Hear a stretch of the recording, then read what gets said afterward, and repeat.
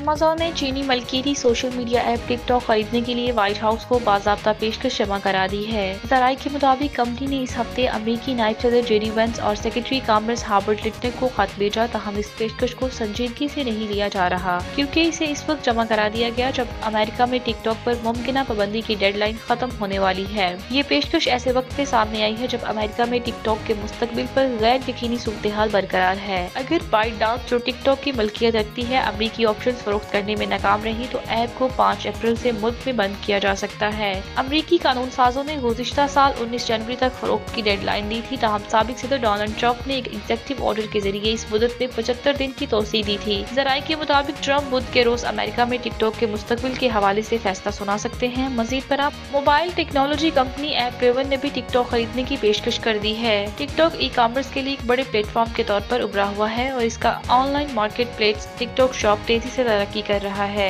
App के 17 करोड़ से ज्यादा अमेरिकी सार्फिन इसकी तजारती सलाहियत अमेज़न के लिए कशिश का बायस बन सकते हैं। अमेज़न ने टिकटॉक के कामयाब मॉडल को देखते हुए अपनी एक मुख्तसर वीडियो सर्विस लॉन्च की थी, जिसके बाद इसे बंद कर दिया गया है। गुज़िश्ता साल अगस्त में अमेज़न और टिकटॉक के दरमियान एक मुआहिदा हुआ था, जिसके तहत सार्फिन टिकटॉक के जरिए बराह रास्त अमेज़न से खरीदारी कर सकते थे। ताहम इस मुआहिदे पर अमेरिकी कानून साजों ने कौमी सलामती के खदशात का इजहार किया था।